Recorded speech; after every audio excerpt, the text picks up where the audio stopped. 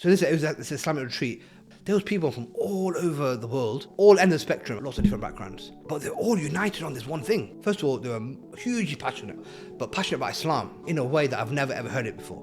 So they're talking about Islam and it's a force of the world. And I was like blown away because I was like, I have never heard about Islam talked about like that before. And it was empowering, right? They're all united on Islam's the solution. Islam's the solution to the problem. So we need to push out, everyone's got different problems that they can solve.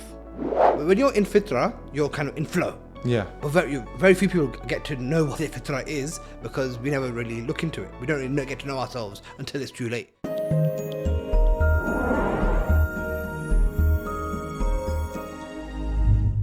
Assalamu alaikum, I'm Faisal. I'm a writer, entrepreneur, and all-around great guy. Yeah. So, I am the founder at No and the co-founder of Muslim CEO. How long have you been in entrepreneurship now? So this coming year will be 10 years. Are you doing all right now? Yeah, very good. Yeah, I mean, look, the nature of entrepreneurship is that you have to be prepared to go on the roller coaster. There's going to be ups, there's going to be downs. Yeah, but you didn't know what that roller coaster was going to be. No, absolutely. Yeah, I was never what you call a natural entrepreneur, or you know how they say Alan Sugar or whatever. He says, "Oh yeah, I was 16 and I, you know." So it was never like that for me. But what was interesting is that there's one conversation I had with my dad. So this is like 2012, 2013, and I think we were looking just at. I was just looking at the family finances. I was just trying to help him out and stuff. And we was looking at the mortgage, and he was saying, "Oh, we still owe like X amount on the mortgage." And I was like, "Okay, so that's still quite a lot. You know, maybe we can. How can we like get that like down?" I said to him, "Oh, how long have you been paying this mortgage anyway? Like when is it going to end?" And he still said, "Oh, it's still like 20 odd years or whatever." So I said, and then he just started telling story. He said, "Oh, in our first house we bought in the 80s or 82 or something, and I got a mortgage then. I got a mortgage then for 25k, and then obviously we had a few house moves and that." And he goes that, and so he goes, "I've been paying a mortgage every single month since 1982." And I said, how much do you owe today?" "Oh, 40k." I was like, from that original 25k, he's never ever made a dent in it. He's never, despite always paying. I get there's a few second mortgages there and loans or whatever. So that depressed the hell out of me. I was like, oh my gosh, like. And I was thinking to myself that was the first spark of, okay, you know what am I actually doing? But I was in the corporate world, and I was in a semi decent career. You'd say a lot of people would look at me and think, okay, you're actually doing all right. But I was like, the more I continue on this, it's not really gonna I'm not going to be in that position where I can pay off his mortgage, I can do this, I can do that. As in, the more you continue down the corporate route, you're never going to get into a position where you're going to have a large chunk of money. Yeah, exactly. And I thought, it's not going to solve our problem. And obviously, this was coincided with my own sort of discovery into riba. But did you have a problem with your employers? Like you didn't want to be told what to do and all that? Oh, no, I know that as well. That's a whole different story. Okay. Yeah. So you had that issue as well. Yeah, I'm going to come into that. Yeah. So that was the first spark of, okay, you know what, maybe entrepreneurship. And how old were you at this stage? I was 26, 27. Okay. Yeah, so that was one, like, you know how you have significant moments. So that was a bit of a spark. Yeah. Another significant moment was the fact that throughout my teenage years, I was quite naturally intelligent, right? So I was naturally intelligent. I would straight A student, all that stuff. Yeah. Until the point where I learned how I didn't have to work hard. I can just pass without working and stuff, right? And so I started cruising through and believing my own hype and stuff. So I went into cruise control, went into choosing my degree at university. I wanted to do journalism. I was always a good writer and stuff, so I wanted to do journalism. So this was back in 2001. That's when I was choosing my options. So I went to uni in 2002. And the time it came to choosing my options, what happened was 9/11 just happened. Yeah. 9/11 just happened, right? And all of a sudden, I was just seeing the media go full blown against Muslims. And that gave me cold feet. I was like, oh my God. And then the question started. Oh, so you were afraid of going into journalism because of what the media was doing? Yeah. No, because I thought, oh my God, like, what? You don't want to be reporting against Muslims. Yeah, exactly, yeah. If my boss tells me to do this and that, I might have to, so I was like, you know what? I don't want to do this, but that's the only idea I had. I didn't know what else to do. So what you do at that point when you got no idea, default subject. You default subject. Oh, okay. Let me ask my mom and dad. Let me ask law. Law. Yeah. Right? Law or medicine, right? Yeah, and obviously because I was more linguistics and languages. Okay, law. Fine. Okay. So I did law. But you might have enjoyed doing journalism despite all of that, isn't it? I mean, it's interesting. if you asked me to, okay, could you see yourself as a journalist? Probably not, actually. I could see you as a journalist. Not competency-wise, I could definitely do it. Yeah. Ethically and all that stuff, probably not, right? It wouldn't sit right with me. If you found the right spot, that's something that you would really thrive in. Possibly. If you could report the true facts, and if you could give your Yeah. thoughts on the whole thing, and that could have impact, you would enjoy doing that.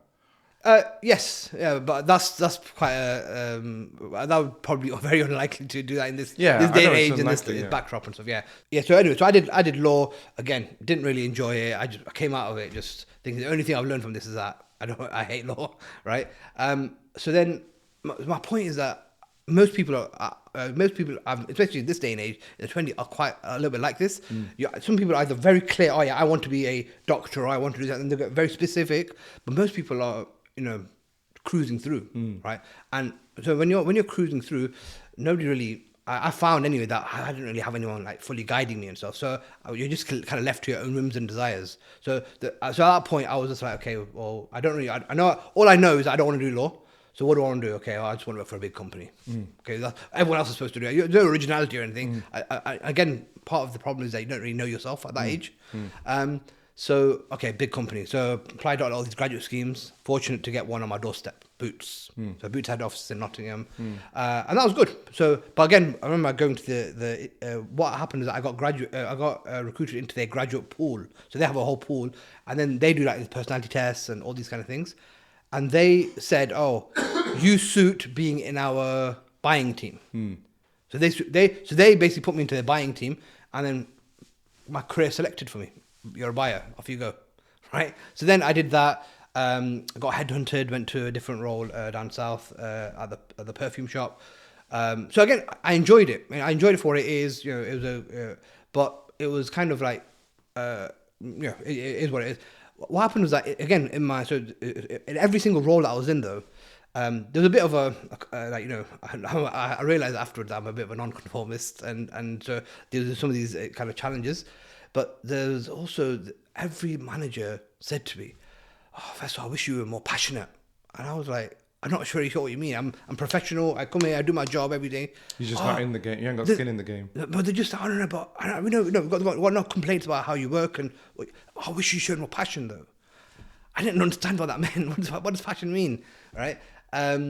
And I just thought I don't really get excited about things. As I know you, it's odd for me to hear somebody said to you, "You're not passionate," because the way that you're the complete opposite. You are the most passionate. You're a very passionate person, and you're passionate about everything. It's not just work or entrepreneurship. There's anything that you get into, you're very passionate about it. So am I. That's why me and you get on so well, because if I'm into something, I only get into stuff that I'm really passionate about. Exactly. Yeah. So anyway, that was my norm in my 20s, and so that was one thing that confused me. And the second thing was, first of all, I wish you'd specialize in something. That because what happened was I wasn't buying, but I was all like going to speak to the marketers or the finance guys, and what you guys working on, this and that. And so I had friends in like different departments and stuff. First of all, you need to specialize in something. That haunted me. You're a generalist, jack of all trades, all that stuff. So I got to that point where we get a bit of a crossroads. I was 26 now at this point, and I was like, okay, what do I do? And I thought, okay, well, I had a bit of a bugbear at this point as well, because I was like, this is where I started regretting me cruising through, because even though I was like, I got decent grades, I didn't get the grades I was predicted or was capable of. But then what happened was, okay, I thought, I've got a chance to come back to Nottingham, and I can either do an MBA and go into like business and stuff. Again, that's another thing people do when they don't know what they're doing. It's just a general thing. Standard route, right? Or I can, maybe I can exercise some demons and actually do the LPC and finally specialize in being a lawyer, which is what I set out to do and stuff. And so I did. I applied for law school, Nottingham Law School, and to be honest, that year I actually really enjoyed getting back, because you had that appreciation for, this is my chance to exercise my demons and redeem myself a little bit and stuff. So I did it. I got fully involved in all the extracurricular stuff. So I did Arabic, I did Islamic finance at that time. I also did all these, Nottingham Junior Lawyers Division, all that stuff, right? So I got really, really into it. And I thought, yeah, okay, that's what I am. I'm going to be a lawyer now going forward. This was at the time of the crash, 2009 and stuff, right? So I came out of there thinking, okay, I'm going to go in law. So I got a temporary job within the NHS initially. They offered me like a permanent job. I said, no, I'm going to be a lawyer. I just temporary fine for now, whilst I'm looking to get training contracts. At this point, I had this a trip. So you know how you have significant milestones in your life. So this was another one. I took this trip to South Africa, to Cape Town. Yeah. So this is like 2010, 2011. And what were you doing in Cape Town anyway? Yeah, so there was a retreat happening there, right? There was that retreat, and there was like 150 people there from 30 different countries, and I don't know. I didn't actually know what possessed me to go, to be honest. But it was just, Cape Town's one of the places I've always found fascinating. I travelled a lot when I was younger, by the way. Yeah.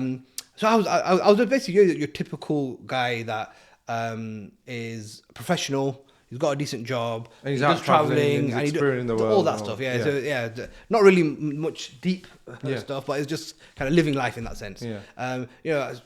Semi-practicing, go to Mars, ritual, all the rituals and stuff, right? But no real depth. So anyway, when I went to South Africa, this is Islamic Retreat. But what I found was all these people. First of all, they were hugely passionate. Number one, really passionate and stuff, but passionate about Islam, and about Islam in a way that I've never ever heard it before, right? So it was basically they were talking about Islam as like a powerful solution. They were saying, these problems in the world. Oh, there's the economic problem, and then there's the environmental problem. Was that the Muslim? No, it wasn't. No, it wasn't. Okay. It wasn't. Okay. And anyway, so they're talking about Islam as, and it's a force for the world, and it can solve the economic problem, it can solve the environmental problem, it can solve the social problem, and this.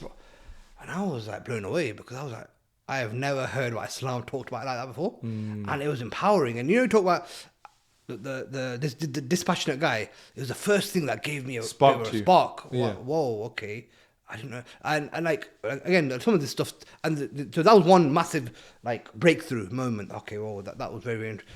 The second thing was that there was people from all over the world, from lots of different backgrounds. So there was the Sufis, there was Salafis there was the Avandis there were Brelvis there, all ends of the spectrum. I think there were a couple of Shias there as well. Literally but they're all united on this one thing, right? They're all united on Islam's the solution. Islam's the solution to the problem. So we need to push out and put. And so I was like, that was very, very powerful. And it was almost like, look, everyone's got different problems that they can solve, right? Like some people who are interested in journalism and writing. Okay, well, what problem can that tackle for Islam? All that stuff. So that was where a spark was kind of given. But then everyone was united around the problem. And that spoke to another deep problem I had from childhood, which was I was always a different background to my friends, right? My family were, so those that you eat on different days. Then there was all the playground, debates and stuff like that. And I never really understood it, because I would always go to both mosques. Because you finally had a sense of belonging, basically. What's that? What do you mean? At this conference, you probably had a sense. No, I was like, well, yeah. I mean, that's it's you know when someone speaks to Fitrah, it's like I've always felt that, but nobody else could see it. And so what happened was that I just came back from that event, even though I was still like I was working in the NHS and looking for legal jobs and stuff. I was like, what? I came back and I'm man possessed. I kind of stopped listening to music. I stopped listening to everything. I was like, this hunger for knowledge. I need to learn about this kind of stuff. So I was just like man possessed, reading lots of books, all sorts.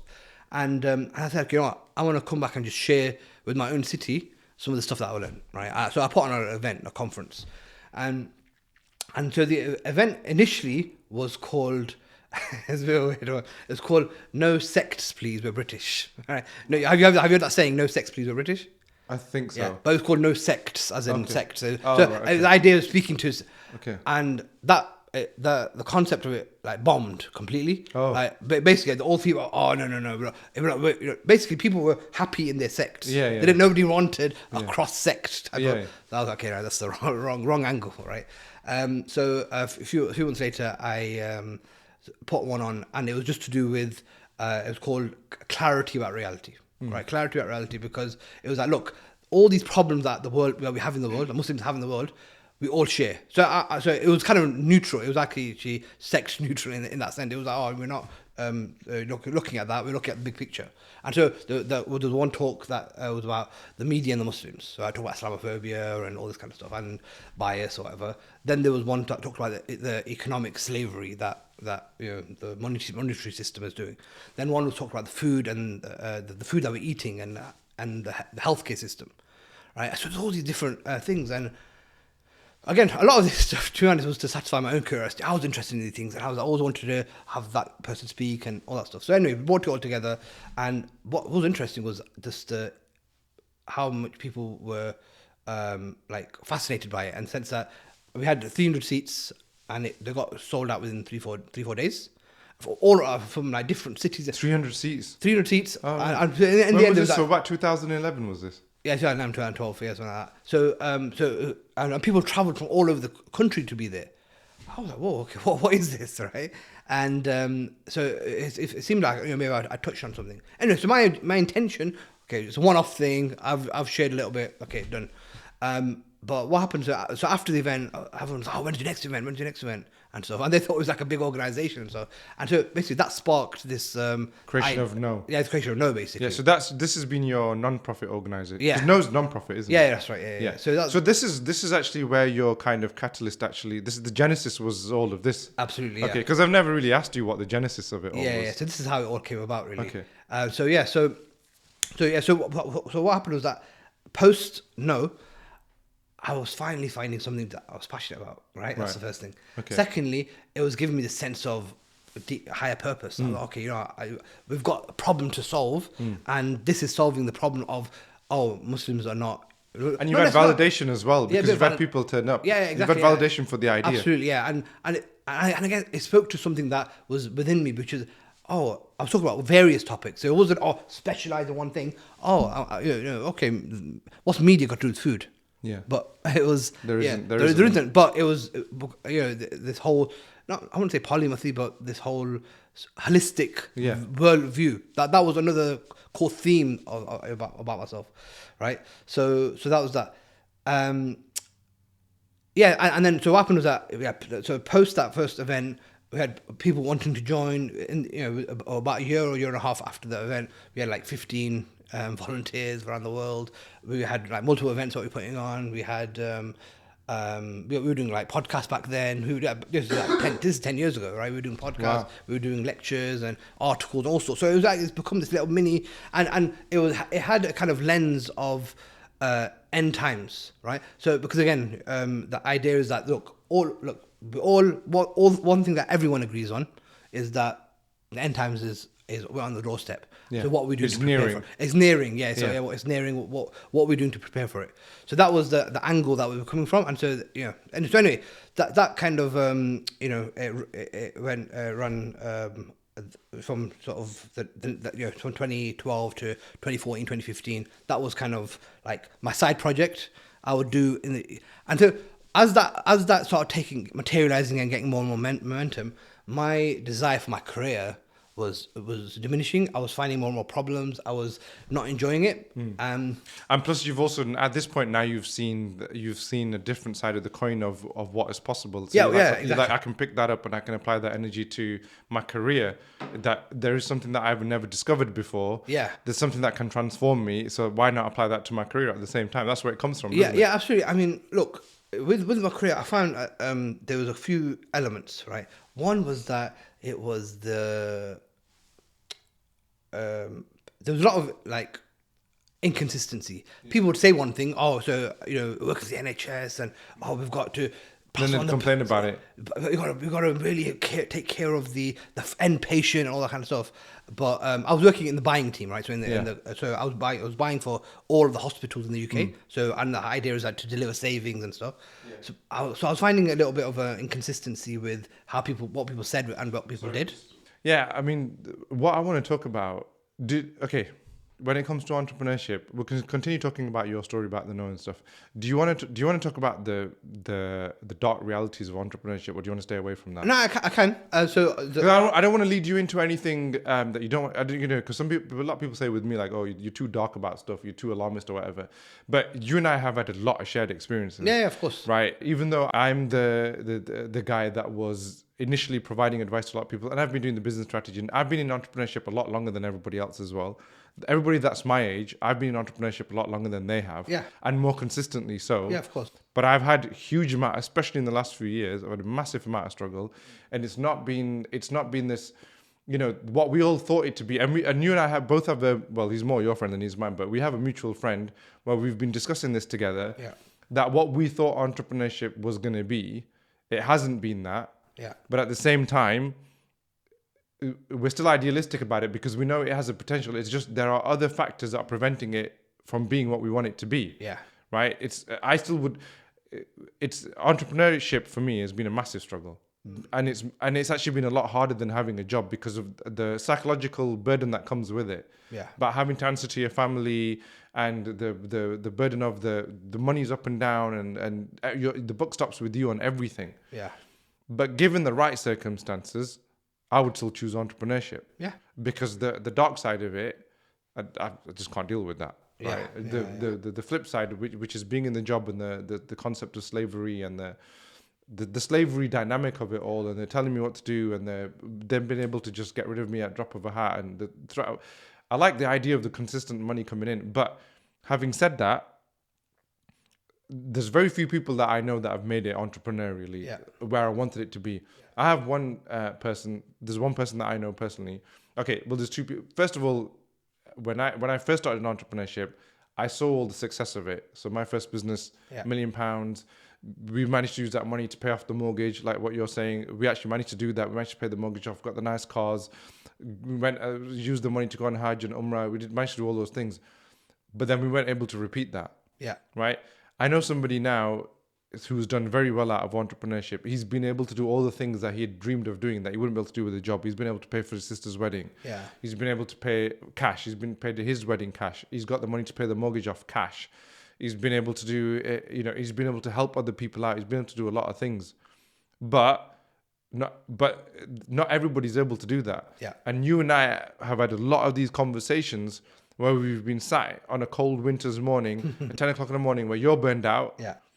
I'm kind of past the burnout, and we've been having this conversation about, should I keep going? Should I call it quits? Yeah. Should I change direction? And all of that. And it's, and people don't see that side of things. But at the same time, as hard as it is, I know for a fact that you would still choose entrepreneurship. 100%. And I would still choose it. But it's actually even harder than being in a job. It's even harder. Of course it is. And the people around you don't understand that. Yeah. They don't see that. They just think, well, I've had people say to me, yeah, but you can choose you can choose the hours that you want. You can work whenever you want. You're your own boss and all that. I was like, it doesn't work like that. It doesn't work like that at all. Yeah.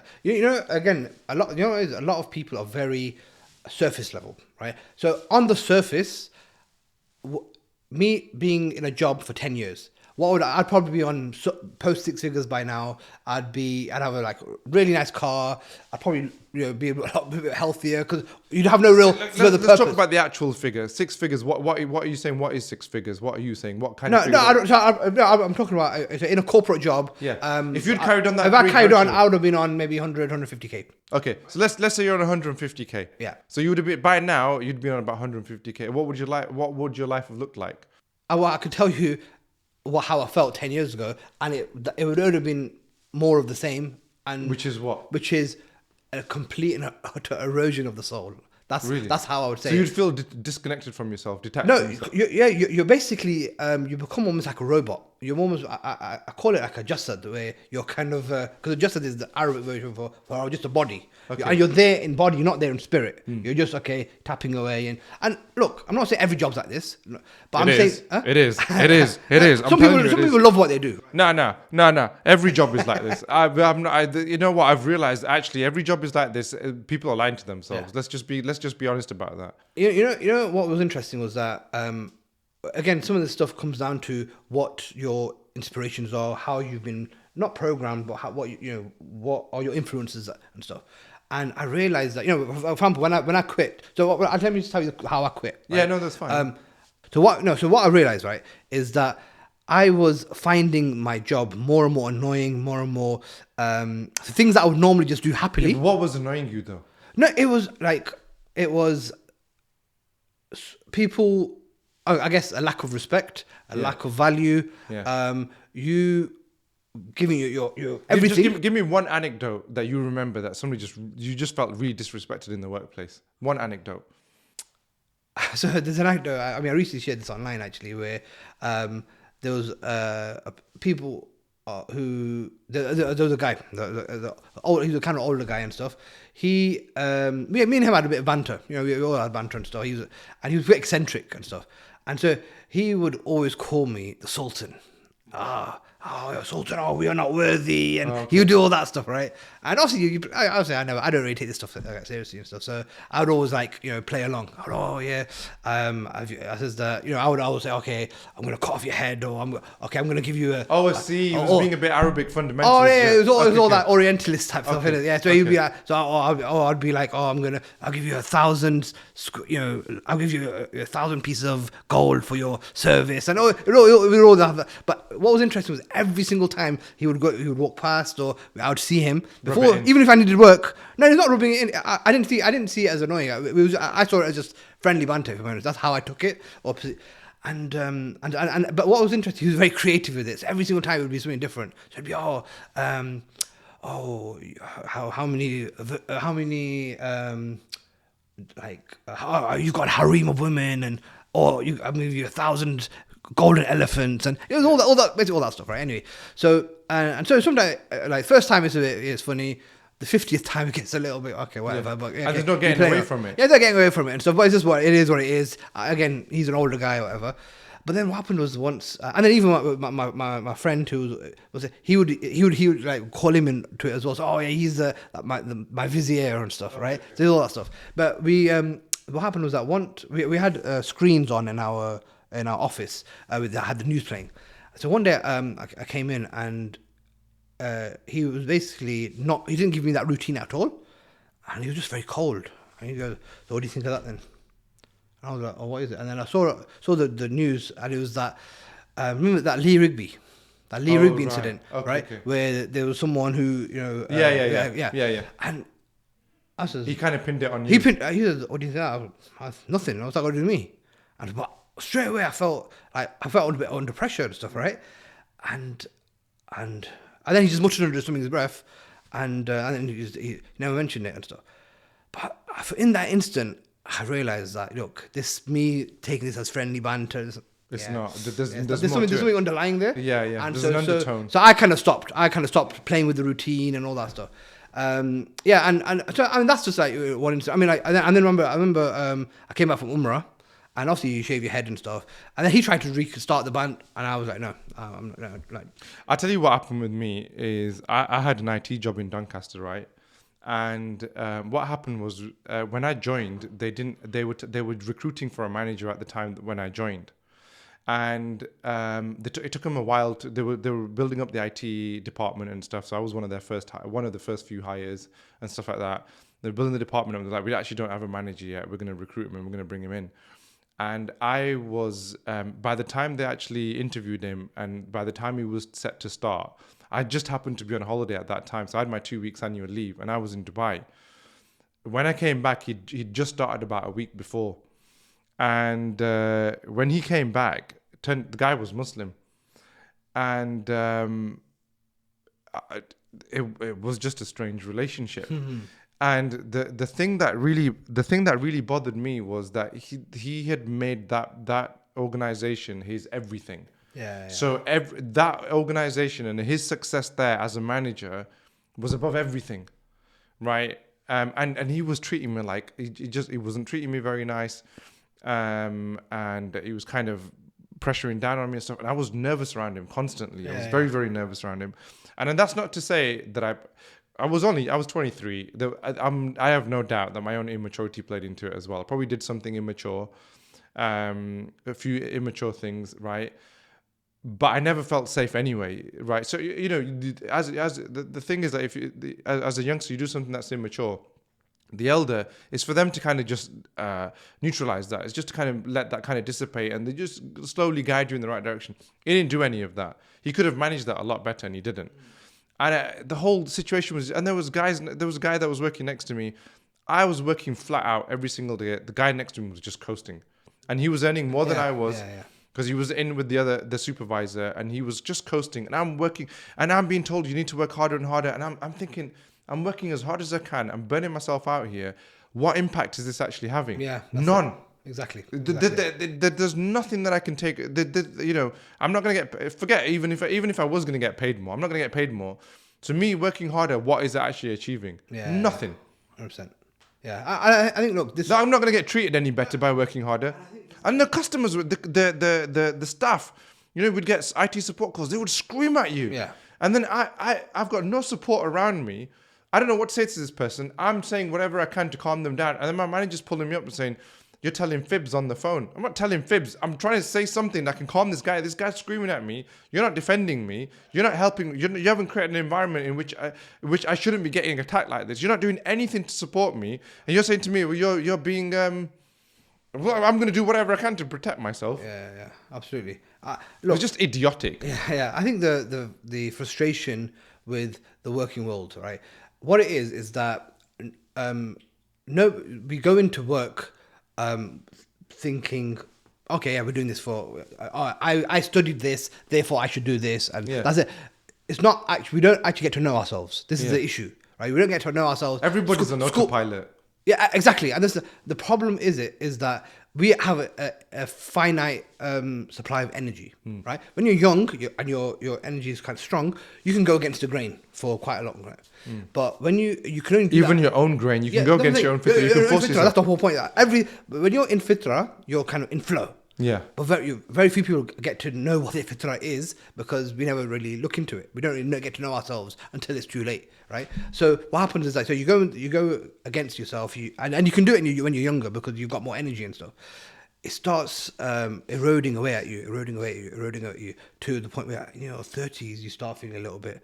There must be more out there. That's why so many people in their 30s they start doing voluntary work or start doing marathons or start doing something because they do something big with their lives. Because I've got to do something more than just be a cog in the machine, right? Yeah, sense of purpose. And that's why people feel in their 40s they have a midlife crisis. They have the anxiety. Why? What is this all for? What's the point? Yeah.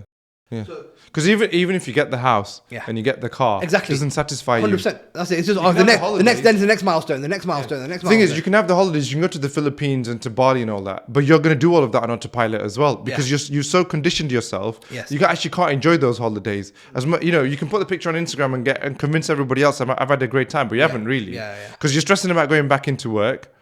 You probably financed that holiday on credit card or whatever. And I'm not having to go at people for going on holidays. And I'm not trying to be all defeatist about it. I'm just saying that if you've been living that life that way, then all your experiences are going to be that way. The holidays are going to be that way. The marriage is going to be that way. The wedding is going to be that way. How you do anything is how you do everything, isn't it? Yeah, exactly. We used to talk about that a lot, didn't we? Yeah. So I mean, look, what happened? So this is what happened. This was the moment I knew that I just...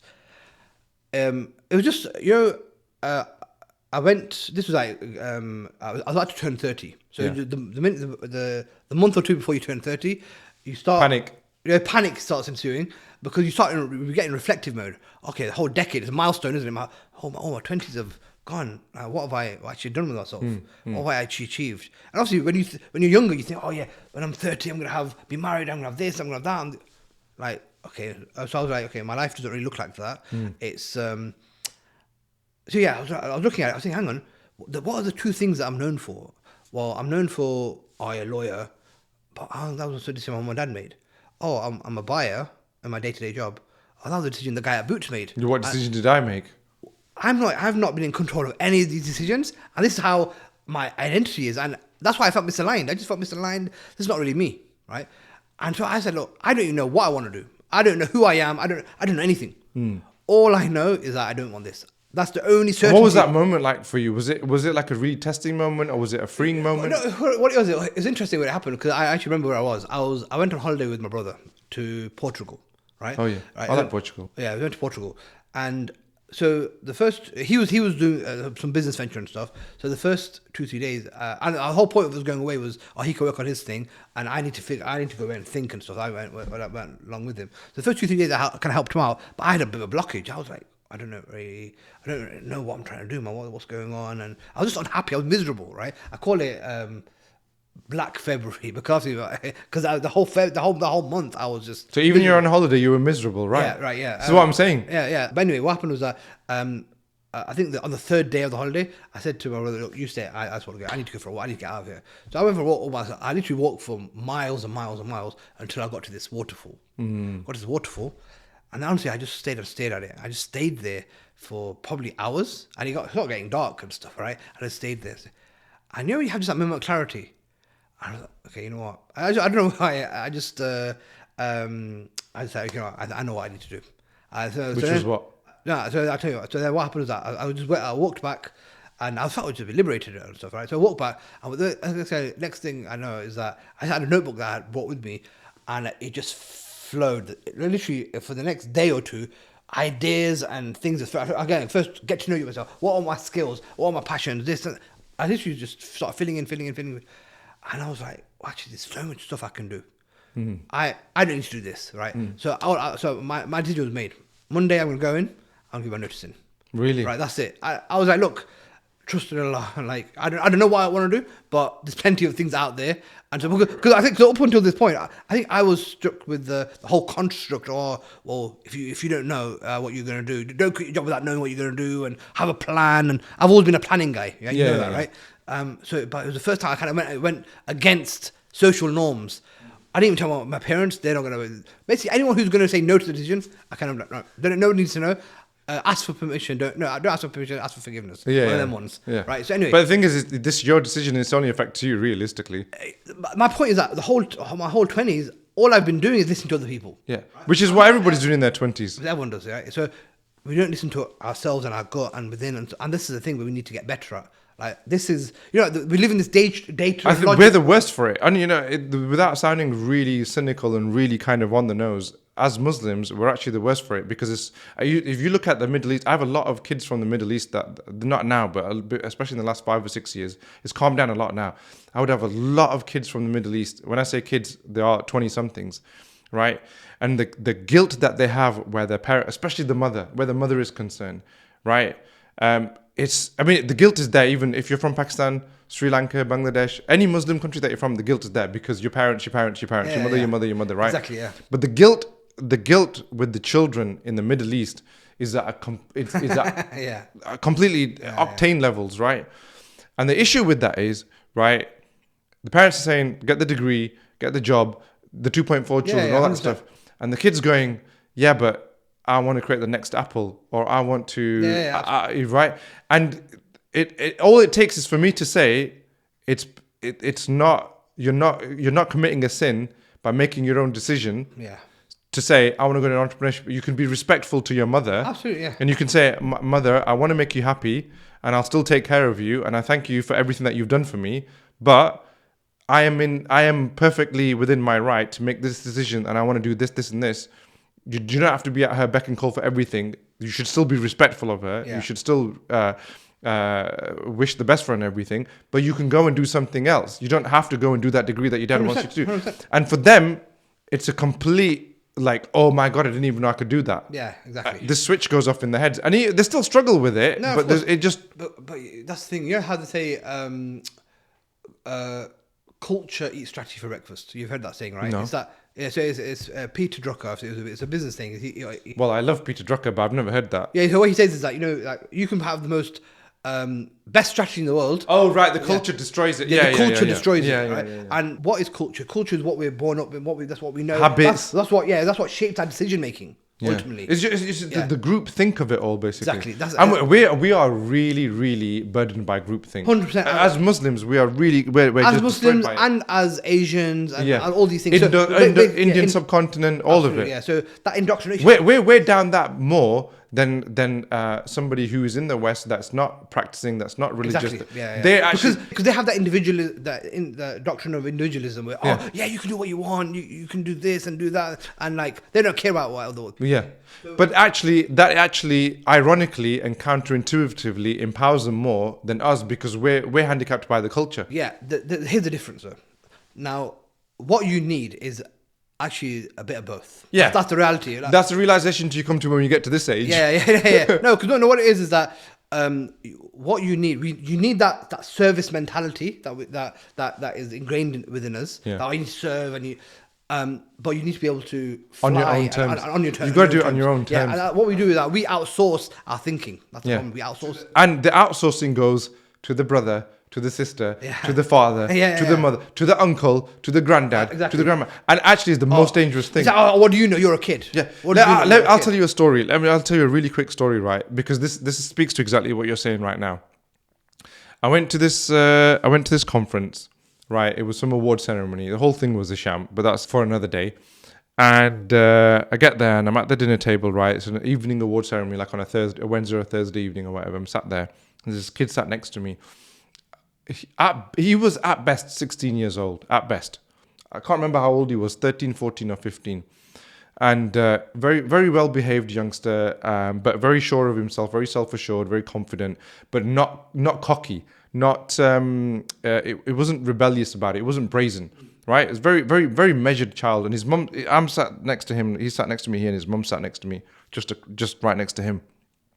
Just having a normal kind of banter with him and all this kind of stuff. And he's telling me a little bit about himself. And minute by minute, I'm getting more and more impressed with this kid. This kid is barely 16 years old. He knows the complete innards of an engine in a car, of how an engine in the car works, and he knows what he knows about the Jaguars and the Lotuses and like what the ride height of this car is and what torque is of this car. Like everything there is to know. Like I feel like I'm talking to a 35-year-old F1 racing driver or a 30-year-old mechanic. Yeah, amazing. Right, like I was so impressed, and everything he's telling me is not an academic rote memorization that he's done of these things. He knows these things because he's passionate about it, and he's really into it. Anyway, so he's telling me these things. I'm just getting more and more wired by this kid. On the award ceremony obviously is going on, and obviously we're having these conversations in between every time there's a moment. The guy that comes on right at the end, who gets the chance to speak, this guy who works in the Jaguar plant in Coventry, right at the time. The main guy that's speaking is probably a middle-aged gentleman, whatever. And this kid goes, I noticed a little spark in this kid's eye, and I'm starting to pick up on something, and I'm starting to think this kid wants to work for Jaguar, right? So I goes, you like Jaguar, don't you? He goes, yeah, I really want to work there. I want to work part of the. I can't remember if they were in F1 at the time or Le Mans or something, but he wanted to work on that thing, right? He knows what he wants to do. He's very clear about what he wants to do.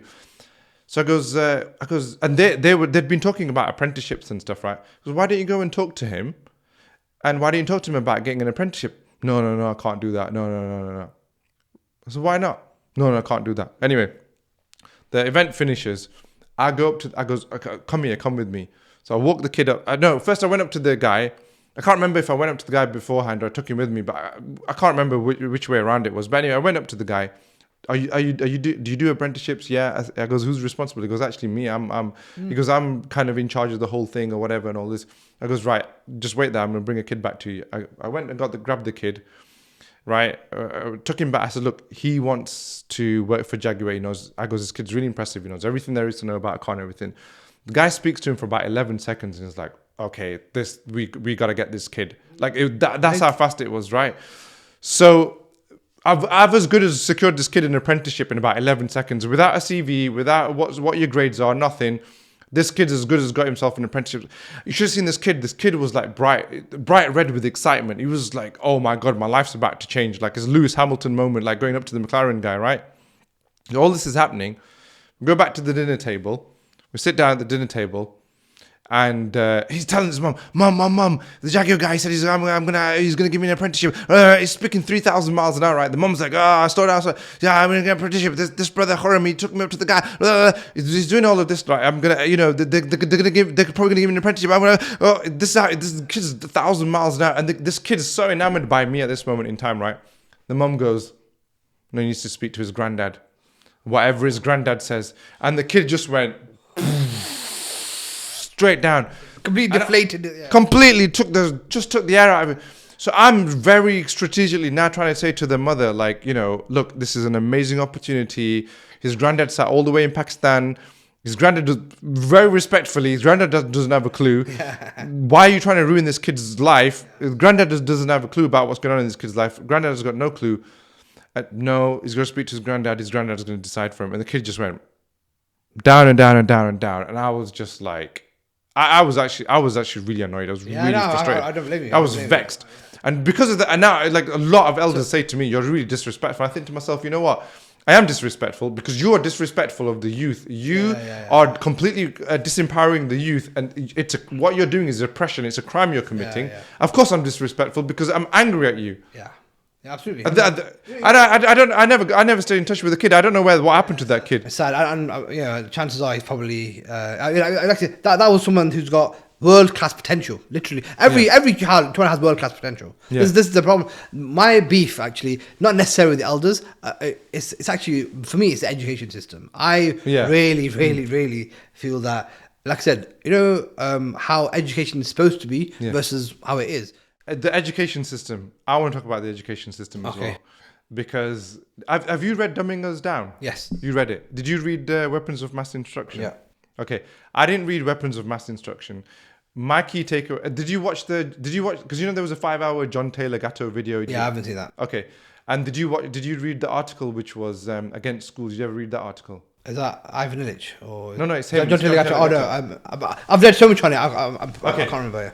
Education system for me is, as what Taylor Gatto says, right? It basically breaks you away from your Fitrah, makes you obedient, makes you subservient, turns you into a robot, and you just become a zombie. And this exact fear that I have for my son now. My son's 2, coming on to 3. As soon as he's gonna go into school, there's no solution out there for him because unfortunately the economy that we live in, you need 2 full-time working parents, right? So you have to give him up to something. And my biggest fear is having to giving him up to the state where they're just filling his head with rubbish and they're just destroying him from the inside. Because you wouldn't at 30, you wouldn't have had that crisis if it wasn't for the education system. That crisis wouldn't have occurred. So what's interesting is that if you look at how things were done, it's whether look, even looking at 100 years ago or more than 100 years ago, like the caliber of people, how people were spoken, etc. But forget all that. Let's look at Islamically, right? From an Islamic perspective, how education was always done is that you sit at the feet of the scholar or of the teacher, and he obviously teaches you on even a class. And what happens is it's the teacher's job to look at what this person's fitrah is. Yeah. And then to nurture that one thing. And then to suggest, okay, because the teacher's a polymath himself, he can speak to many different subjects. Do you understand? And so he would, and it's like a plant. You know how you look at a tree. You water it. No, you water the tree, you nurture the tree, you cultivate the tree. And then a tree is capable of different things. It's capable of healing, or it could be a tree that you use for its bark, or it could be a tree that that gives people fruit. Like, trees have different, or gives shade. What the teacher looks at is, okay, what type of tree is this child? Yeah. And then send them on that course. It's a little bit like how Montessori they let the kids play. And then they say, are they going toward the building blocks? Oh, they've got the building aspect. Or they're going toward art. And that's the thing. Because Allah has created everyone with gifts. This is the key thing. That what the school system is like a production line. One size fits all. You are all becoming cogs at the end of it. You're all cogs. You came in completely unique. You come out with the complete. That's the first thing. Right. Second thing is that what the school system doesn't do is that it does not appreciate everyone's uniqueness, right? So and first like everyone is intelligent.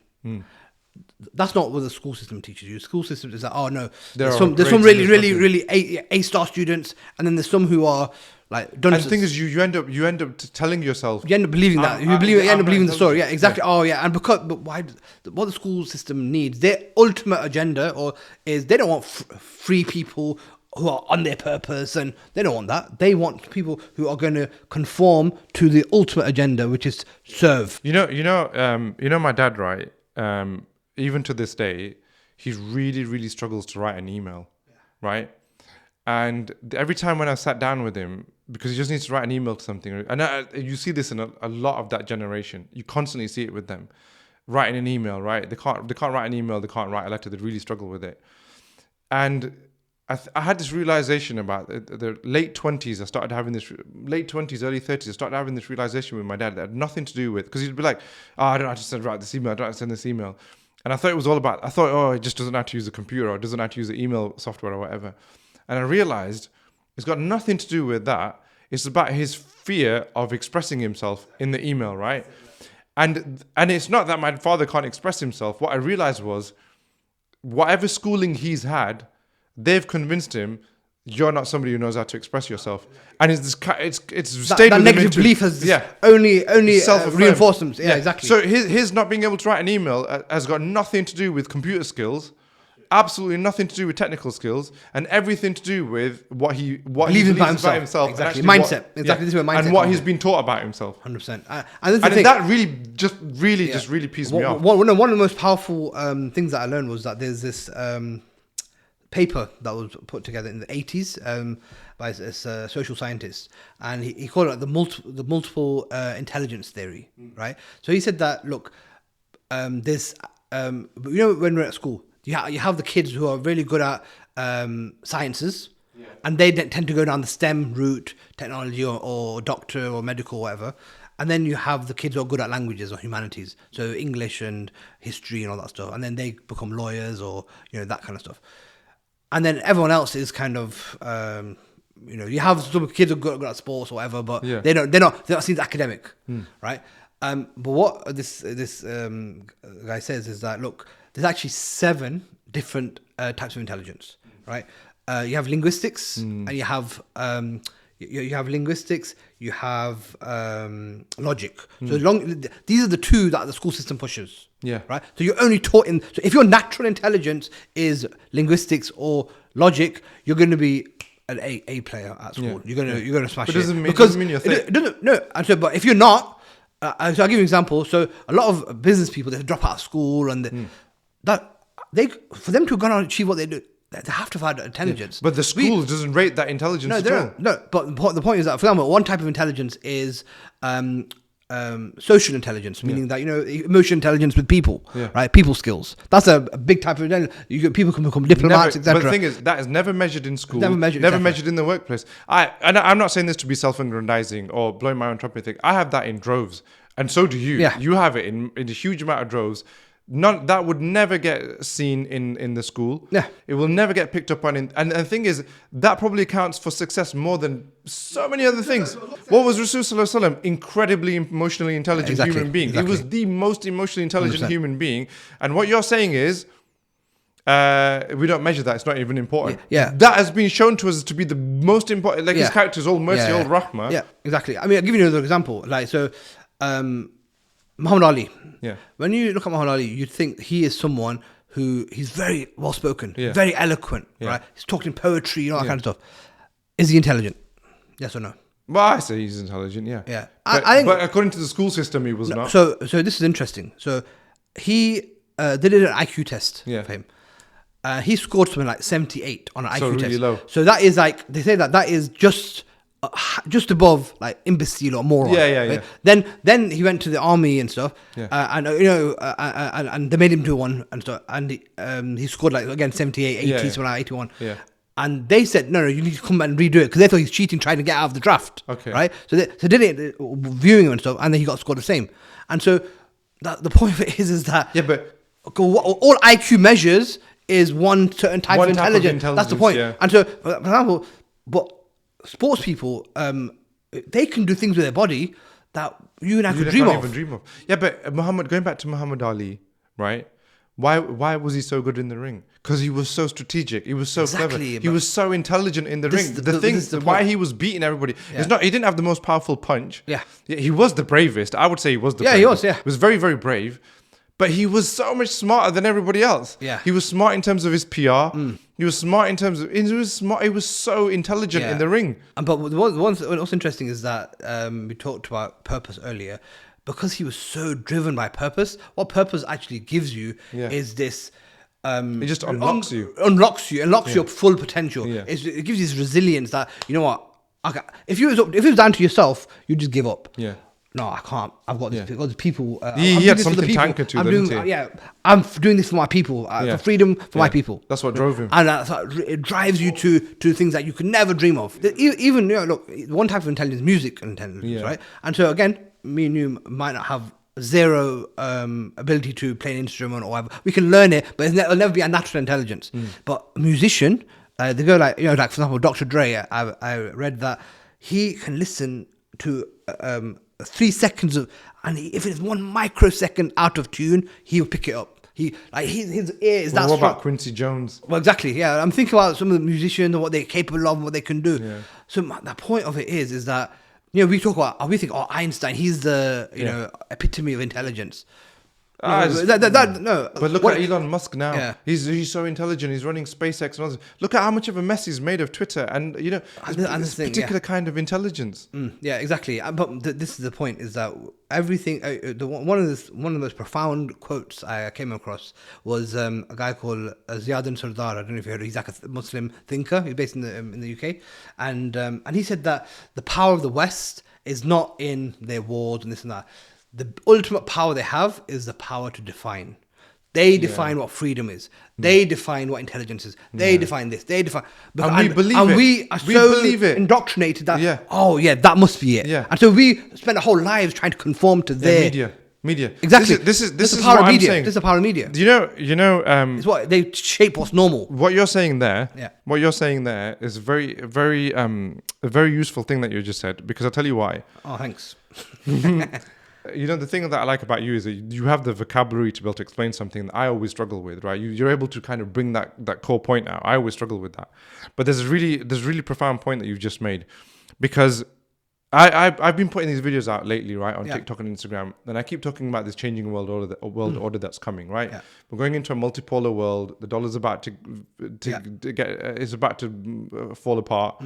It's going to evaporate. We're going into this multipolar world, right? Brazil and Russia and China and all this, and BRICS, and this. We're gonna, our world is going to change. We're right in the middle of that right now, right?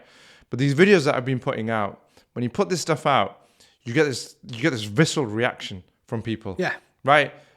China's never going to be able to lead. China doesn't have what it takes. America is always going to survive. America's always going to win, and all this kind of stuff. If you look at things objectively, you look at things factually, China, like all the metrics that define the power of an economy, right? China's like number one in all of them. 100%. Exports, manufacturing index, blah, blah, blah, blah, blah, all this. And then how much reserves that they've got, how much gold they've got, blah. Right, so if you just did a purely scientific study of China, right? China's way ahead of the US. And it's very obvious they're going to be even more way ahead of the US. Yeah. In the next 5 to 10 years. But then you combine China with Russia, the power of Russia, and then the power of South Africa, and then the power of India, because India's the large population, right? You cannot touch that. You can. Any objective view of it would you can't come close. But going back to the point that you're making, because the West has been able to define, we are the superpower, we are the leaders of the free world. Nobody is able to digest what I'm saying, because forget the objectivity of it all. It's because it's been defined by the West. Indoctrination is too strong. It's too strong. Yeah, they can't handle it. There's a really good book, right, called Disciplined Minds. Yeah. Right? What he talks about is this guy was a lecturer. As soon as he published the book, he lost his job immediately, right? Because he exposed a lot of different things. But anyway, what he talks about is he goes that the average man who works in a garage, a mechanic, is more capable of critical thought than the best doctors and lawyers. Yeah, I agree with that. Yeah, because he said that if you ask him their opinion on things, they will give you their own opinion on things. Okay, might be, but what a doctor and a lawyer, they have been rewarded for compliance. Yeah. Their compliance with the system has rewarded them so they link their thoughts because it's rewarded them to think like the system want them to think, so they will continue to think that. You know why I get such a bad. People have constantly accused me of being. I write all these Facebook posts about the economy is about to collapse and all this kind of stuff, and we're about to see a financial apocalypse and left, right, and center. You know why I've had so many visceral reactions to that is because it triggers this fear inside of people. I don't know how to live without this system because we are so Stockholm syndrome by this system that what I end up doing. Whether I was doing it inadvertently or intentionally or unintentionally is another matter. But what it does to people, they fear. I don't know how to survive with this parent. That this system that is my parent. I can't survive without this. Yeah, and that was the objective all along. That was the objective. That's why the family unit's being broken down because the family unit is your support network. So you don't necessarily need a. But those kind of people that you're talking about, the true critical thinkers, they can survive in a crash. Yeah, they can thrive in a crash. Yeah, absolutely. I'm not going to say it's not going to be difficult. Yeah, lack of resources, whatever. But the earth is plentiful. There's trees everywhere. There's air's not going to disappear tomorrow. Yeah. Oxygen's not going to disappear tomorrow. The trees aren't going to disappear tomorrow. Cattle's not going to disappear tomorrow. It's the mental, the kind of the fear that the mind is creating. I can't survive without the dollar. I can't survive without the bank. Yeah, and it's not, that fear is not even real. But this is the thing. This is why I talk so much about purpose, because what purpose links to is your role that Allah defined for you in the Quran. Yeah. Your role is Khalifa. Yeah. What does a Khalifa mean? Khalifa is the person who has a divine duty to put in place Allah's laws and Allah's system on the land, right? And there's just like all the angels have got different roles. If the definition or the translation for Khalifa is vicegerent. Yeah. What does vicegerent mean? Have you looked into it? You're responsible. It's your duty. Yeah, but in terms of where the etymology or where that word comes from is regal in nature. It's actually so it's like a king. You know how it has given an official title. Oh, right. So the Duke of Edinburgh and this is everybody. Everybody's a vicegerent. Everyone is a vicegerent. Yeah. So Allah has given you a direct duty, right? And He's equipped you with the skills to be able to perform your divine duty. Do you understand? Right. And this is the point. But just like we have what was interesting about this whole purpose thing was that the whole purpose story in the Quran is the whole story of Adam. Yeah. And I've created So when Allah tells the angels, I've created Adam, and I'm bow down to him. And they say, why have you created someone that's going to cause mischief and bloodshed? I know what you don't know.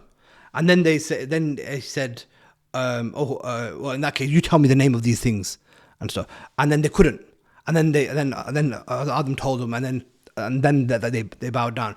Basically, what that story tells you is that it was Adam's intelligence or that's what Allah that's what made him different from the angels, basically, right? So his intelligence, his potential, is what makes Allah happy. That's what Allah loves, right? Because this is what I spoke to a scholar about this, right? And he said, so I told me about this whole purpose thing, man. Like, well, what is it really? And so he goes, look, there's what Allah expects versus what He loves. What He expects, I've created man to worship me. Worship. So that's the word. That's what everyone's basic thing is, to worship Him. Yeah. What He loves and is when man has become Khalifa. He is his highest potential, full self-actualization. That's very inspiring. Yeah, absolutely. And how do you do it? But you do it by being fully balanced. Even everything is a perfect work of architecture. I think Muhammad Asad said that. Like, Islam is a perfect, fully balanced, fully measured. Islam is the middle path. It's created you a centered nation. So it's for you to be truly, and that's why. Look, Auntie, when you study a lot of the different Golden Age scholars, when you study like famous people, even like Malcolm X and Rumi and these kind of, all of them have maxim of you need to know yourself. Yeah. Know yourself to know your Lord, right? But how do you know yourself? Like, okay, the way that I've learned to know myself is, I don't know. I would say that because I've been in entrepreneurship, because I've had a chance to think, right? Because everything stops with me, the book stops with me. And this is what I wrote in my book as well anyway, that because I have to be reliant on myself, I then have to nurture my ability to think. And because I have to nurture my ability to think, and because I'm responsible for my own decisions in a way that I've never been, that teaches me, because I can make a decision about something, make a mistake, I realize I'm the idiot here. I'm the stupid one. I can't blame my manager. I can't blame society. I've made this mistake. And every entrepreneur that I know, successful or unsuccessful, one thing that I've noticed about every entrepreneur is that that entrepreneur knows himself better than anybody else. Than the average person in society. No matter, you can meet somebody who's very successful in society's terms, some investment banker, some dentist, making $250,000 a year, got a big house or whatever. That person does not know themselves, therefore does not know the collateral damage that they're causing to people around them, because they don't know how to manage those relationships. They don't know the damage they're causing to their children. They don't know the level of self-sabotage that they're exhibiting upon themselves. Because they've not been alone with themselves. And I don't mean being alone with yourself by being, sitting in a room for 3 hours a day. Being alone with yourself, as in being in charge of yourself. Exactly. And that the only thing that gives you that I feel in this world now, and you and I both attest to this, is entrepreneurship. Whether you are successful or unsuccessful. No, 100%. Basically, look, entrepreneurship is it's not at its core. It's you going out there and to give value to someone else, right? And an exchange of money for it. But that's like top line definition. It's the process of what that does for you, because all of a sudden you're not in this cushy thing where you're exchanging your time for money. You're going to get paid regardless. It's not guaranteed, right? So you have to actually make effort, and you're going to fail. And that failure is going to tell you, okay, so don't do that. Okay, do this. Don't. So that you're just like you're learning what's not working, first of all. And then as the more failures you have, the better and stronger you become, because a lot of people just think, I tried it, I couldn't do it, and they go back to the corporate world. Fair enough, right? You tried it. But the ones that ultimately you read any biography, there's always a story of, there's always a redemption arc at the end, isn't it? There's always a story of hardship, the rock bottom, and they've clawed their way through. Because it's that ultimate perseverance, that resilience, that and it teaches you a lot about yourself. It's a whole diamond only created by pressure. By pressure, yeah, exactly. There's a guy that I know is doing very well job wise. Even if he loses his job today, he'll find another one in another 2 days, right? He's got a good set of qualifications behind him. He's got a good set of experience behind him and everything. So getting a job for him has actually been very easy. They kind of come to him quite naturally. But the same thing as me and you, kind of wants to be able to earn a lot more, wants to kind of be in charge of his decisions, all that kind of stuff. So he's tried entrepreneurship a few times. And what happened a couple of years ago, he went into partnership with another guy. So they were doing a small business together, right? And he started the business. He was really happy. Quit his job. Started the business, started raking it in literally within the first month, because the business was already established. He just joined him as a partner, right? So he was raking it in, went and got the new car, all that kind of stuff, right? And I didn't meet him that often. So I only met him 2 or 3 times in that period, right? I met him 6 months later. He's gone back into a full-time job. So what happened? He said, you know what? Basically, he goes, I had to work really, really long hours, because I had to get up at 4 o'clock in the morning. And then I've got to work on the business. He goes, 7 o'clock, I've got to take my kids to school. And then he goes, I'm working all day. And then he goes, go and pick the kids up, drop them off at home. And then I've got to go back to work again, back to the business again. And then he goes, I've got to be in bed by 9 o'clock. And he goes, I have to do that 7 days a week. And he goes, the problem was that, because his kids are young, he's got 3 kids, they're young. He goes, I'm missing out on my children completely, right? And he goes, even though he was making a lot of money very, very quickly, and he goes, I couldn't reconcile the fact that I'm going to miss out on my children, right? On the most important years of their life. Because for that reason, I decided to pack it in. But he said something to me that really stuck with me, and it really surprised me that he'd had this experience, if that makes sense. And he goes, I've learned more about myself in 6 months than I have in the last 6 years. Spot on. Nail on head, right? That is the ultimate thing. I remember I said to you just a while ago about 10 years on, if I had stayed in the corporate world, the trappings would be there. Yeah. The amazing car, this and that, the other. I might have more quality of life, so to speak. I would be a shell of the person that I am. Because the amount you learn, even though you don't have materially a lot to show for it, to be fair, and that's not to chide you in any way. It's not to criticize you in any way. But no.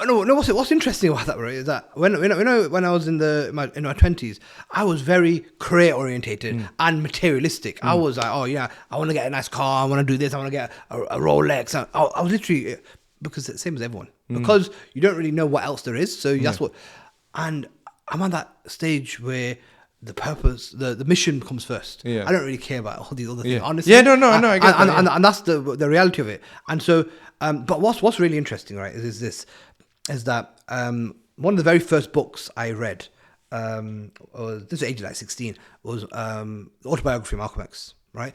I came out of, I read that. And at that time, obviously it was something that was inspiring or whatever.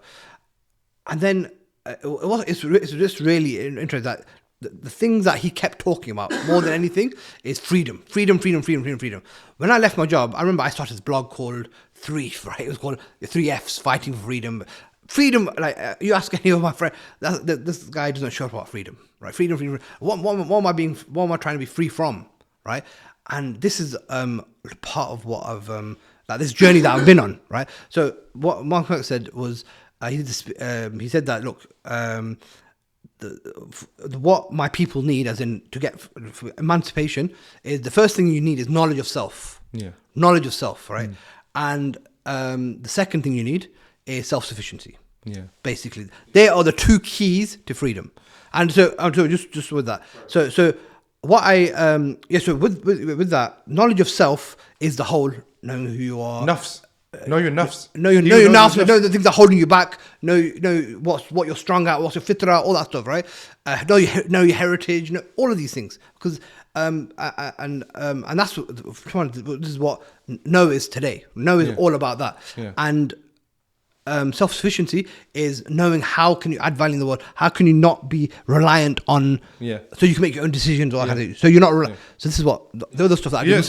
There's a really good there was a really good little scene in Ertugrul, which was in season 5, I believe it was. Okay. And I can't remember what they called the teacher. I think they go Hodja. I think they call it. Oh yeah, Hodja. Yeah. And he comes up he meets Ertugrul in some forest or whatever. He runs into him because Ertugrul's obviously in some difficult situation or whatever, or something like that. And Hodja says to Ertugrul, he goes that, he who knows his nafs, he knows his Lord, right? And I've heard that in other places as well. Like I think Rumi has said it, and so many scholars have said it. And again, I say the same thing, that by being in entrepreneurship, you get to know your nafs. So just by the act of being in entrepreneurship, you're doing the thing that Allah loves for you to do.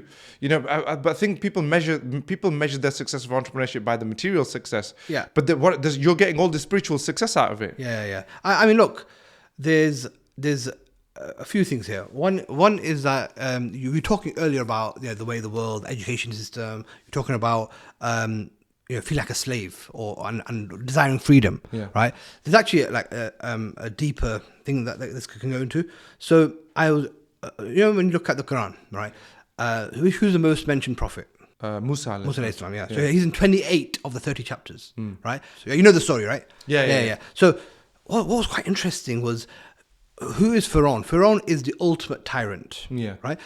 Firaun is also, his body was discovered 100 years ago, and there's that ayat of the Quran, at this day we're going to preserve your body, and it's going to, as an example to as example, people are going to come after you, who's going to live like you live and die like you died, basically, right? So again, so all this stuff's quite significant, right? So first of all, there's lessons there that we need to study this story and study it well, right? So Firaun is the ultimate tyrant, and what is he saying? Submit to me. I am your Lord. That's the first thing he's saying. Submit to me. Right? So his system is the way. Then he has Qarun, who's the man of wealth. That his economic system he's the one who kind of subverted other people's wealth, and so that was one version of him, tyrannizing the people, right? And then he had his right hand man, Haman. He was the architect.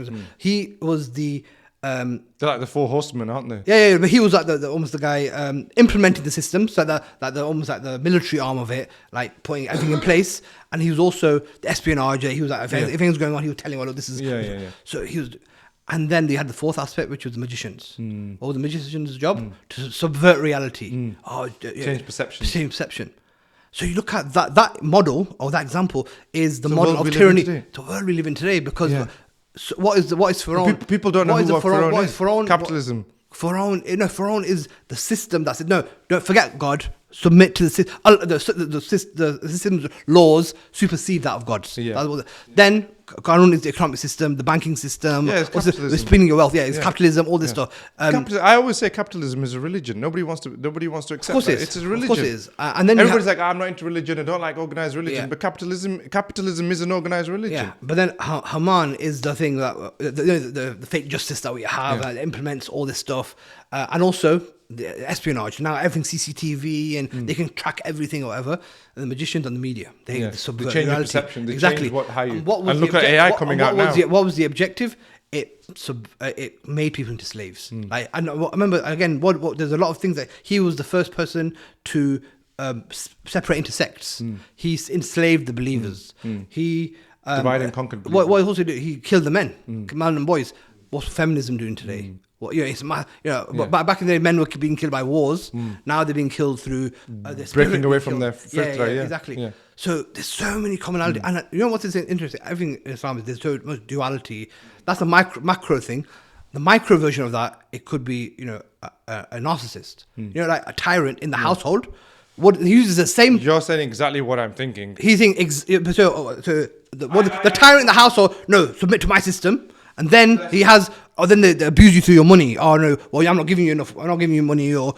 And then the what do you call it? The physical abuse or the mental emotional abuse. Emotional abuse and stuff. And then you have the spying. Oh, your CCTV. Let me see. Ring doorbell. This and that. And then you have the magician, which is the gaslighting. You know what Sheikh Abdul Qadir said? He said, "Be afraid of the tyranny of the weak."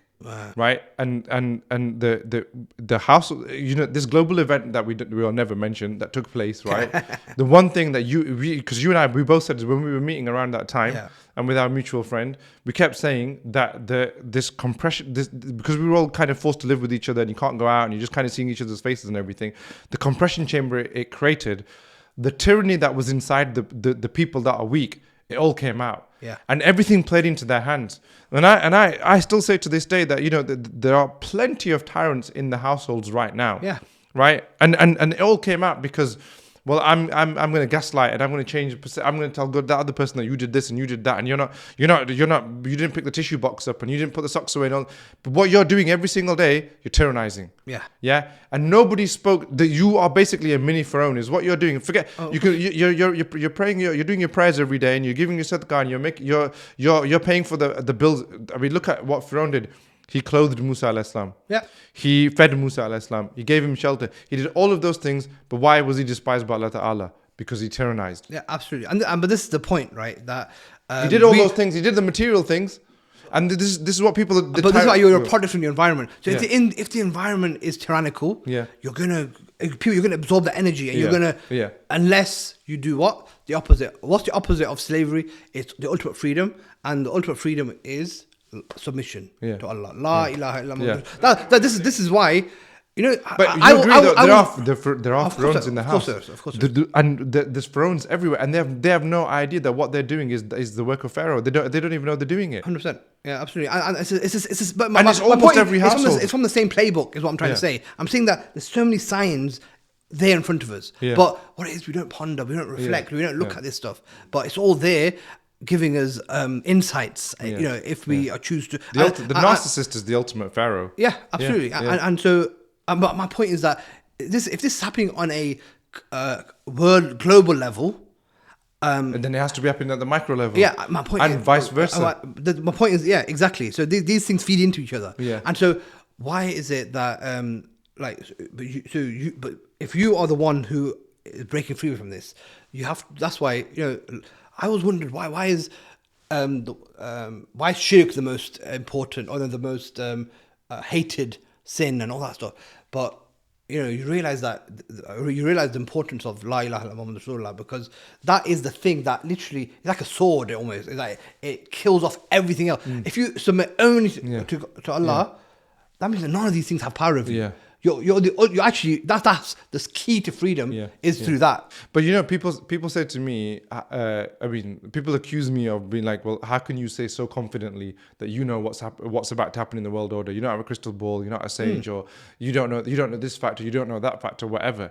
And especially if I'm at like at a coffee table or whatever, I'm speaking to somebody in person. They really, really struggle with me. People always say to me, "You always got to have the last word. You always think you're right about everything. You can't take enough." But they don't understand why I have so much conviction in what I'm saying, and the reason why I have they don't understand epistemology. Yeah, but the reason why I have the conviction in what I'm saying, right, is because everything is a mirror of everything, right? The macro is a mirror of the micro, and the micro is a mirror of the macro. I'm able to tell what's going on in the world based on what's going on in my house. Yeah.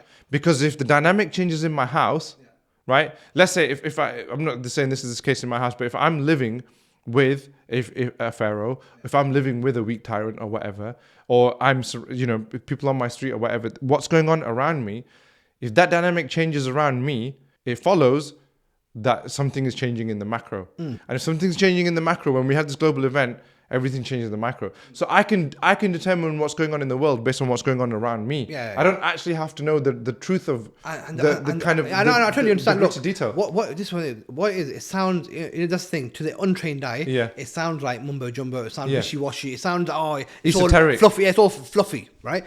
But that's because we don't understand how knowledge is actually gained. Yeah. We think knowledge is a brain thing. Yeah.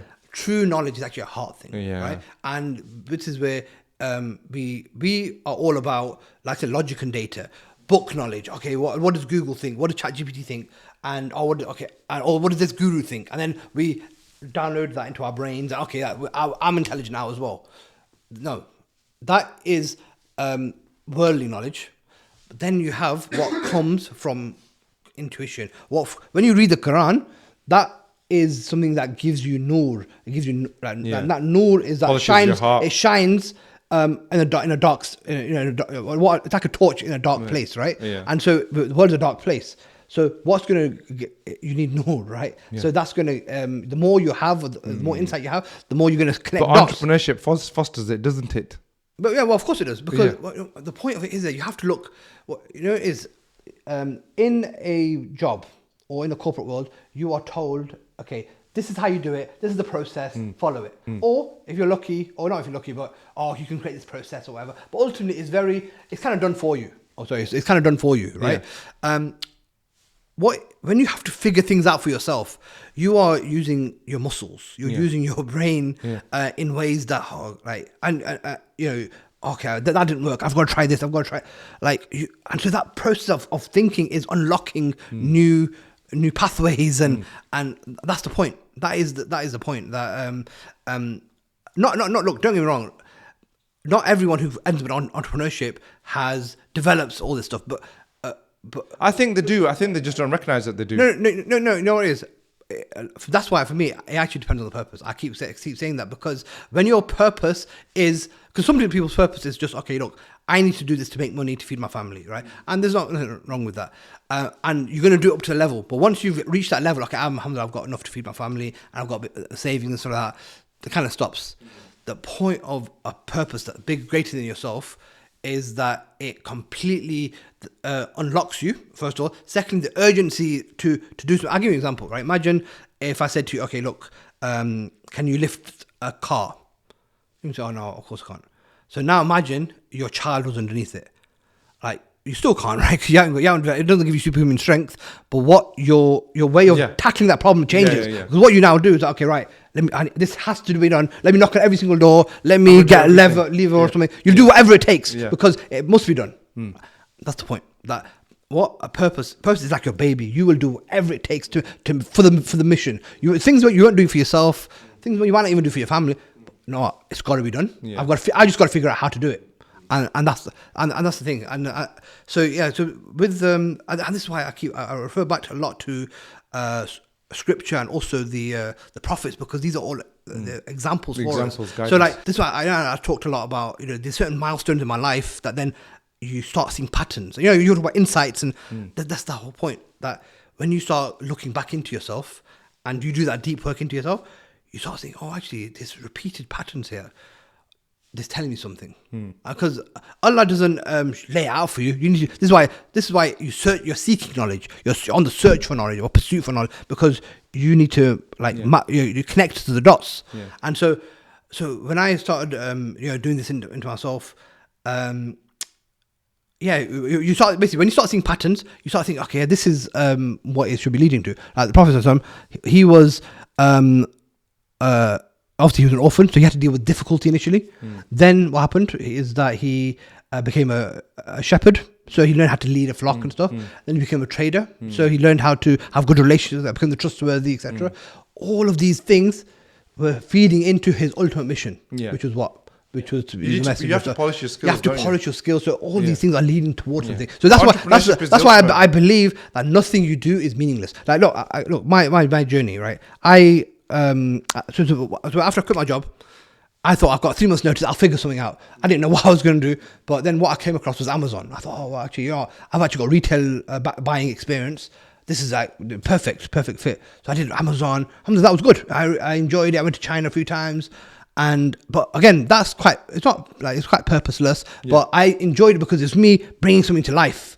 And I thought, okay, so I learned, I've got product development skills. I'm actually quite good at design. I'm quite good at copywriting. You're still going to make me that perfume that you said you were going to make. Inshallah. Yeah. So that was, but then what happened was that then led to, you know what, I don't want to just do basic products. I actually want to test myself with the next. Well, how do I create a product from scratch? This is where the whole tech product ZenCube thing came from, right? So it's like, okay, let's create something and launch it from scratch. And then that was a whole new pathway opened in terms of challenges. And now it's not about, you're relying on Amazon for your marketing and for your traffic. You've got to generate your own traffic. So then I had to learn about marketing. And as part of that, we went to marketing agencies. They weren't able to help us sell it. Had to master marketing for ourselves, so we started learning about it. That led to digital. The thing is, that's entrepreneurship forces you into solutions, because you got to. It forces you to level up in so many other ways. Exactly, blind spots, all your blind spots. It makes you exactly that. So because what I do is, I now had this product. I realized that making the product was the easy part. Marketing was the hard part. So I've gone to others. I can't get a solution. I've got to market it for myself. So I learned how to marketing. Then people start coming to me for marketing. Can you help me with this? Can you help me with that? Initially free advice, and then it became paid. I'll pay you. That then spawned into an agency, right? So then that became a full-on thing. And what happened with that is, it was really, really good, really lucrative, time-consuming. Drained you out, all that kind of stuff, because you're now they're projects that are front and center, and you got nothing left for yourself. And so then you start seeking, okay, how do I fix this problem that I've got now? The problem is no time. So then we created a hybrid version of how can they learn this marketing for themselves. We developed into training, and then that developed into the Muslim CEO thing that we've got today. So it's interesting that, but what's interesting is that I've done loads of things that are not mentioned. So I had a data consultancy, random. I had I tried to tap the French market with the essential oils or something. Had this gift box thing. Had this cake business, loads of random stuff but again, you dabble and you cut off things. Okay, right, let's forget that. And what stays at the end is what you're truly passionate about, and that's the thing. Like for me, I told you, knowledge of self-sufficiency. These are my two core gifts. I feel, and my two things that I really want to empower the ummah with, and that's why I do that. And Muslim CEO. These two things are that, and that's why, because what is my overall mission, my overall vision? It's to revive a second golden age of Islam, and that, because a lot of this stuff was me. When I talk about what did that that Cape Town trip unlocked for me. It was unlocking that, a time when the Quran was front and center, a time when people were actually looking at beyond, about service and high impact, and this it led me on to this real obsession for knowledge and self mastery and all these things. I was like, what if other people are like that? What if all the Muslims are like that? Yeah. How different would things be? And then that research led me on to, actually we were like that in the golden age. And so what happens is that you get into problem solving mode. Okay, well, how did they do it? What was their model? Reverse engineer, and reverse engineered. Realize, actually, well, is there an example of people who transformed? And you realize, actually, the Sahaba were people who completely and utterly transformed under the Prophet's tutelage, right? How did they transform? Because this is the question the train of thought leads you on. So it's okay, well, the first thing that happened is that the first transformation was belief. They had the Quran got revealed, and then the Prophet mentioned it, and so it's like they had that they believed, okay, now they're the chosen people and greatness is imminent. Right, that was the first big transformation. So you have to have belief and vision. Then the next transformation, it happened over the course of 13 years in Makkah. Right, so that 13, what happened in Makkah? Hostility, difficulty. Right, that was the first. Second thing, the first chapters of the Quran that came down were mostly to do with their purpose. It was Day of Judgment. You're going to be held accountable. Heaven, hell. So pain, pleasure. So these were the first few things, and then justice and all of these. So there was no big requirements. It was mostly just about belief and basic foundations. And it was also unlearn the Jahiliyyah, get rid of the Jahiliyyah. That's what Makkah was all about. Those three elements, right? And so that's it. And then they eventually went to Medina, and then it was all about, okay, now we're established. We're not in a hostile land anymore. We can now build institutions. We can can really take our learning and development to the next level and do this and do that. True self-actualization. And that's planted the seeds for what eventually blossomed into all the science and technology and all that kind of stuff. But that's why. So for me, I was like, look, this is why I'm so passionate about purpose, because purpose is the key. That's the beginning of the Makkah stage. It unlocks the whole thing. If someone has got a sense of purpose, that purpose will lead to give them resiliency. It'll give them the grand vision to aim for. Everything else follows from there. Yeah. All right, man. Thank you so much for coming in today. I really appreciate it. I'm glad that you gave in to me twisting your arm to come, because I know you were going to delay this a lot more. Honestly, I'm being very genuine. I really enjoyed this today. I'm really glad that we, because a lot of the conversations you and I have, the world doesn't get to hear about it. Yeah. And you and I have a lot of really important conversations that other people can benefit from. And I'm glad we've had a chance to do that today. So if you want to check more about me, you can check my Substack at Purpose, Polymathy and Potential. And also check out Karam's amazing book, $1 Billion Muslim. It's over there somewhere. Yeah. And his Discord as well. Also check out the Second Golden Age. We'll put your links in the description. Yeah, thanks. Cheers. If you have any questions about the content or the subject matter, the things that I've discussed in this video, then please sign up to my Discord. The link is in the description below. It's a small app that you can use, very similar to how chat groups used to work before. You can be anywhere in the world and sign up for it. All you have to do is sign up via Patreon, which will then give you access to the Discord app. It is a like-minded community of other people that are talking about the same things, where we can just speak openly to each other. You might have some questions of your own, or you might have some insight of your own. Come and talk to me, come and talk to others. We can share ideas with each other, and we can grow as a community.